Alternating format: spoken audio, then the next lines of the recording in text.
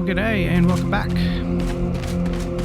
So you might recall last time we spoke about and eventually going to set up the farmer, and lo and behold I started on it and ended up just kind of doing about 5 or 6 hours on it.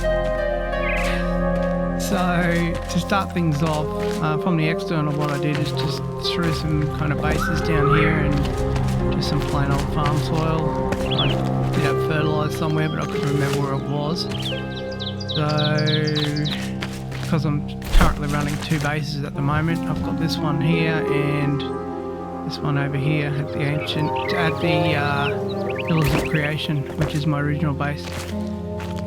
So what I did was I went with this square 8x8 here and made the spaces in the middle 8 by 8 and then just filled in around it. Now what I did is I filled in this path around here, and which, if anybody's been following this build, my overall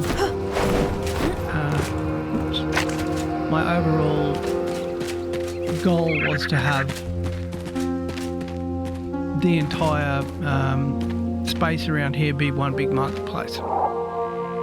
And this is sort of now fitting into this because everybody's got their own little stalls. We've got blacksmith in there, collector in there, carpenter in there, and hunter in there. And the next person was the farmer. So yeah, as I said, we've got now garden beds either side, and what I've done is created just sort of 8 little garden beds. That's enough for the moment. What we've also done here is kind of created a little bit of a path. It's kind of a little bit loose because the farmer doesn't really kind of adhere to paths. She's a bit of a rebel. And we've got a well here, so we can grab water whenever we need. Now what I did is I threw a couple of planters externally here, because what I want to happen is for this space in here to be a stall and for people to kind of come into the stall here. And here's the farmer. Hello, farmer.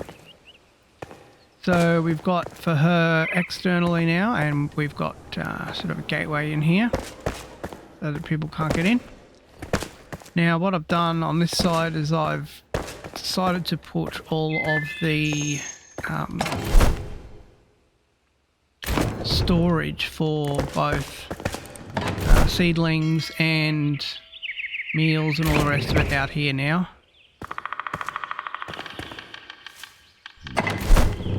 So what I've done is I've put everything that grows above the ground there. Well, mostly. Yeah, actually that is. Yep, everything above the ground. And everything that's a flower or anything else, exotics, and anything that's in the ground is on that side.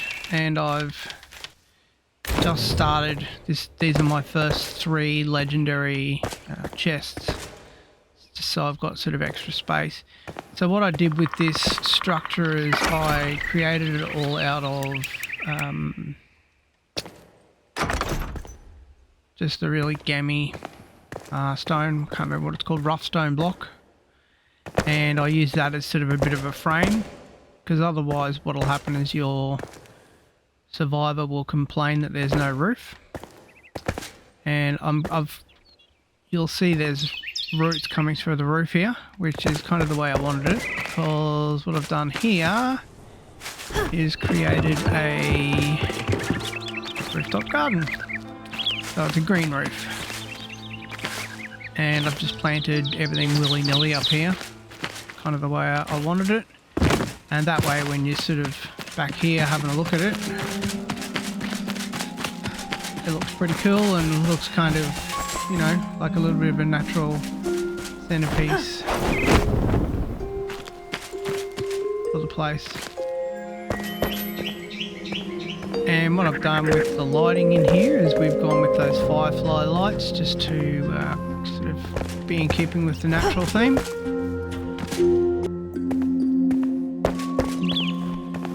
then what we've got directly behind here, behind her, is the stairs down, and this is going to be where the residence will be.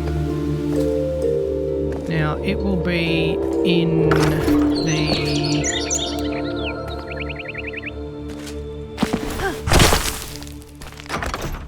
rock face right there.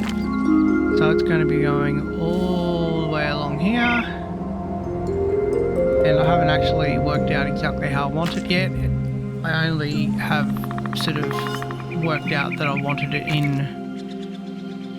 the rock face, and that was the plan all along, was to have it like that. I haven't sort of crystallised how I wanted to actually achieve this yet, but that's fine. I will fill in a little bit of this with some rock and some flowers eventually, and in there as well. And the other thing we put in here is a little beehive as well. So yeah, I think it's looking pretty good. I still haven't finished planting, and this is only sort of, you know, the beginning, really. Probably only about 4 hours, maybe 5 hours. And I've tried to fill in as much as I possibly can, wherever I can, with flower soil. Just so it's got that really kind of cool natural look. And I think it's really going to flow quite well with the whole marketplace theme we've got going here. I have put aside and allocated this space for one other collector, and the only collector that's left now will be the alchemist. Now the main thing here is I haven't worked out whether I want the alchemist to be here or whether I want the alchemist to be in the space that we created over on this side over here. Still haven't worked that out. Created a space over in this section. Through here. So this is at the far end of the build. As far as I thought about it last time, I think this space here with its hallway coming in and its extra little bedroom and sort of outlook here will probably be for another builder for the future.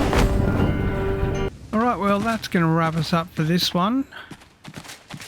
Over the next little while we're going to wait and see how all of the greenery grows in on this, including here on the roof, before we sort of make a decision on the direction that we're going to head in the future with it. As you'll probably know, it takes a little while for all these things to kind of grow in. What we're really going for is just to have it sort of sit nicely in the environment. I may have to take some of those taller things off the roof there. I'll see how it goes, but we'll let it settle in for a bit, and once it's all settled in, we'll catch up with you next time on the progress of that. Next time as well, in terms of what we'll catch up regarding, we will take a look at our building into this rock face here. So we'll hollow out a whole lot of space here and get some rooms going, lounge room, dining room, seating area, that kind of thing, and we'll try and get those all sorted out so we can get the best views that we possibly can of all of this area over here. Alright, well that'll be it for us this episode. Once again, thanks very much for watching. I really do appreciate it, and we'll see you next time on Glitch Gaming.